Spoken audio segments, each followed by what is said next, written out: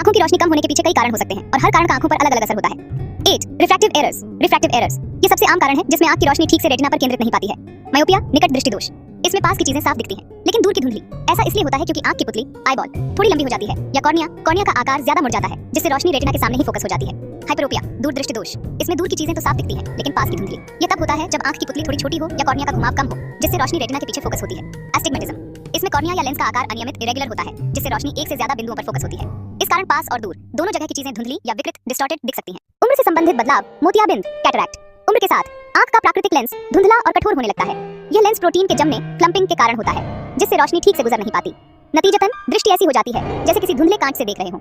Age related macular degeneration AMD ये retina के मध्य भाग जिसे मैक्युला कहते हैं को प्रभावित करता है। मैक्युला हमें बारीक और सीधी चीजों को देखने में मदद करता है। AMD में मैक्युला के नीचे अपशिष्ट पदार्थ जमा हो जाते हैं या नई कमजोर रक्त वाहिकाएं बनने लगती हैं जिससे केंद्रीय दृष्टि धीरे धीरे खत्म हो जाती है।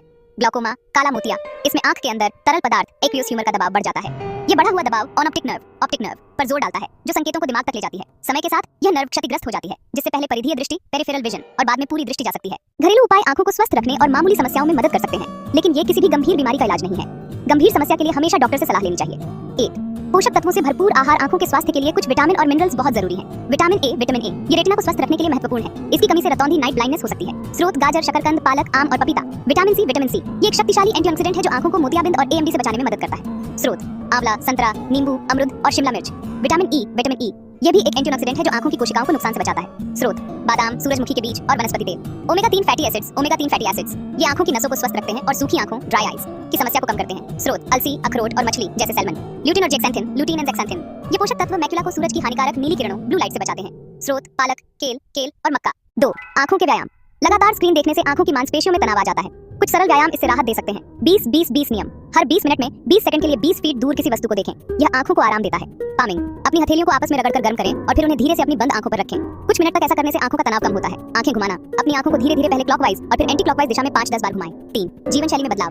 पर्याप्त नींद। रोजाना 7-8 घंटे की नींद आंखों की मरम्मत और तरोताजगी के लिए जरूरी है। स्क्रीन टाइम कम करें। डिजिटल उपकरणों से निकलने वाली नीली रोशनी आंखों के लिए हानिकारक हो सकती है। स्क्रीन टाइम कम करें और ब्लू कट लेंस वाले चश्मे का उपयोग करें। धूप से बचाव। बाहर जाते समय यूवी किरणों से बचाने वाले धूप के चश्मे पहनें। हाइड्रेटेड रहें। शरीर में पानी की कमी से आंखों में सूखापन और जलन हो सकती है इसलिए दिन भर पर्याप्त पानी पिएं। 4. पारंपरिक घरेलू नुस्खे त्रिफला जल। 1 चम्मच त्रिफला पाउडर को रात भर 1 गिलास पानी में भिगो दें। सुबह इस पानी को छानकर इससे अपनी आंखें धोएं। माना जाता है कि यह आंखों को साफ और स्वस्थ रखता है। गुलाब जल। शुद्ध गुलाब जल की 1-2 बूंदें आंखों में डालने से थकान और जलन में आराम मिलता है। सौंफ और बादाम। बराबर मात्रा में सौंफ, बादाम और मिश्री को पीसकर पाउडर बना लें। रोज रात को सोने से पहले 1 चम्मच इस मिश्रण को गर्म दूध के साथ लें। यह आंखों के लिए फायदेमंद माना जाता है। यह समझना महत्वपूर्ण है कि घरेलू उपचार केवल सहायक होते हैं। यदि आपकी दृष्टि में कोई महत्वपूर्ण बदलाव आता है तो नेत्र चिकित्सक ऑफ्थाल्मोलॉजिस्ट से परामर्श करना सबसे अच्छा कदम है।